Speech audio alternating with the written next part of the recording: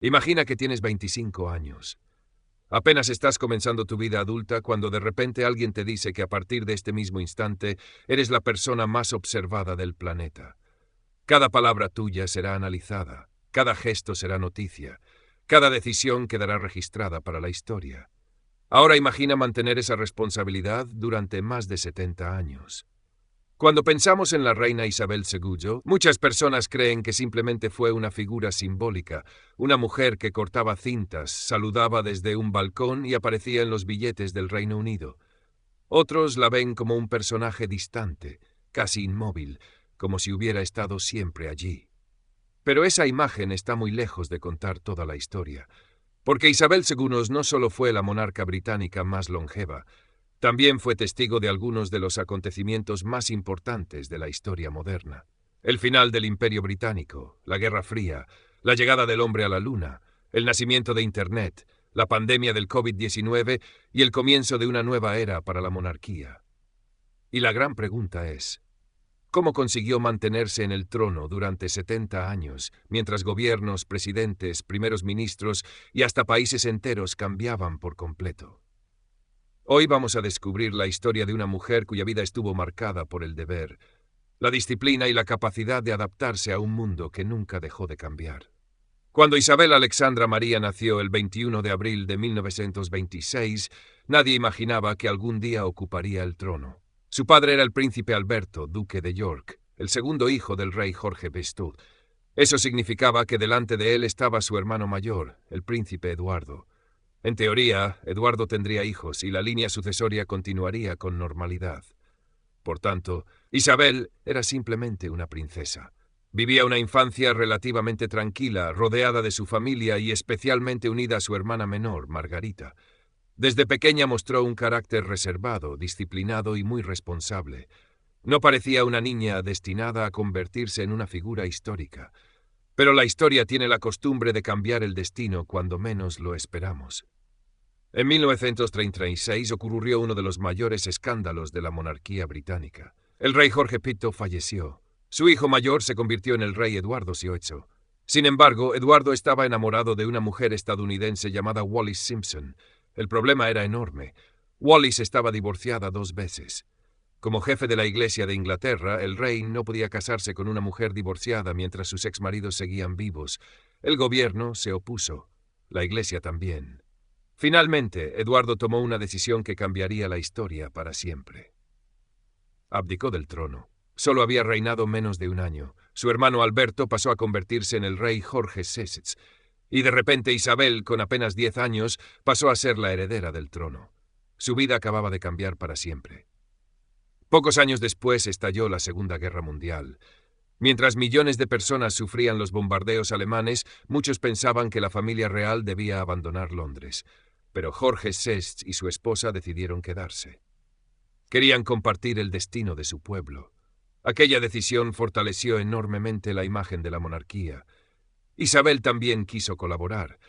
Aunque era una princesa, insistió en participar en el esfuerzo de guerra. En 1945 ingresó en el Servicio Territorial Auxiliar. Aprendió mecánica y conducción de vehículos militares.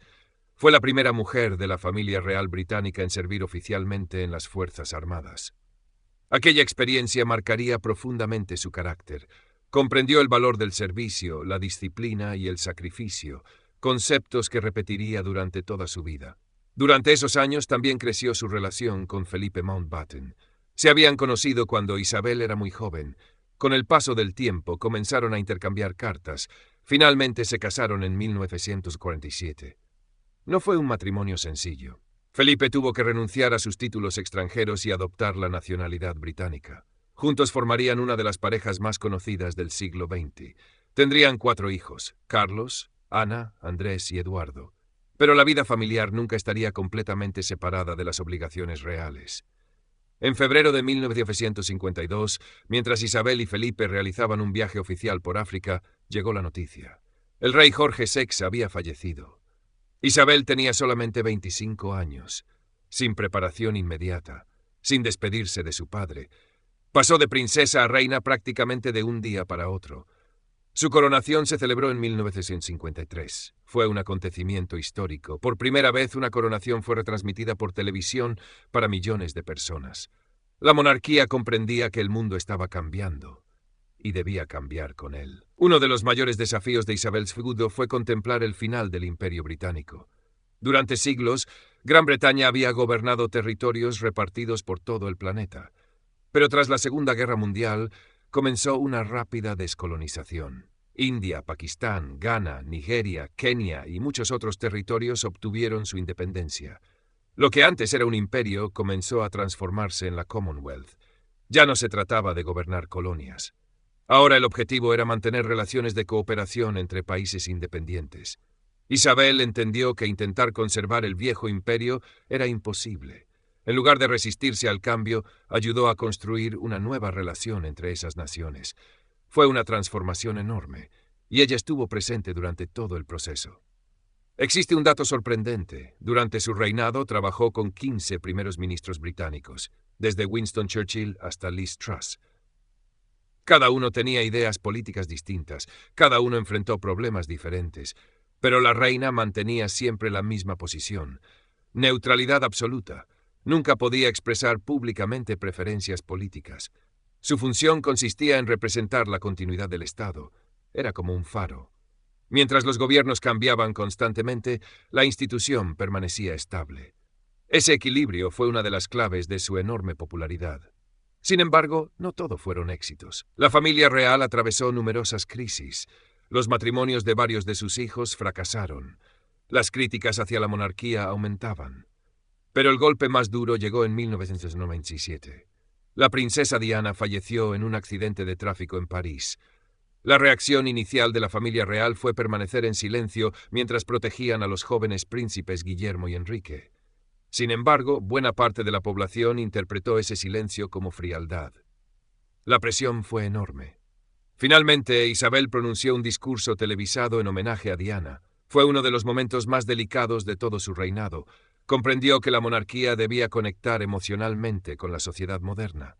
Pensemos por un momento en todo lo que cambió durante su vida. Cuando nació no existía la televisión. Los viajes en avión eran una rareza. No había ordenadores personales, ni teléfonos móviles, ni internet. Terminó utilizando redes sociales, publicó mensajes en plataformas digitales, participó en vídeos junto a personajes famosos, incluso protagonizó un simpático cortometraje con el oso Paddington durante el jubileo de platino. Lejos de quedarse anclada en el pasado, comprendió que una institución tan antigua debía encontrar nuevas formas de comunicarse. En 1992 pronunció una frase que pasó a la historia. Definió aquel año como su annus horribilis, es decir, su año horrible. Y no era para menos. 3 de sus hijos atravesaban graves problemas matrimoniales. Un incendio destruyó parte del castillo de Windsor. La popularidad de la monarquía caía. Era una época llena de incertidumbre. Sin embargo, Isabel nunca dejó entrever desesperación. Su filosofía parecía ser siempre la misma: seguir adelante, cumplir con el deber, un día tras otro. En 2020 el mundo volvió a detenerse. La pandemia del COVID-19 cambió la vida de millones de personas. En uno de los momentos más difíciles, Isabel II pronunció un discurso extraordinario. No hablaba solo como reina, hablaba como alguien que había vivido guerras, crisis económicas y enormes cambios históricos. Recordó a la población que las dificultades terminarían pasando y que volveríamos a encontrarnos. Fue uno de los discursos más recordados de toda su vida.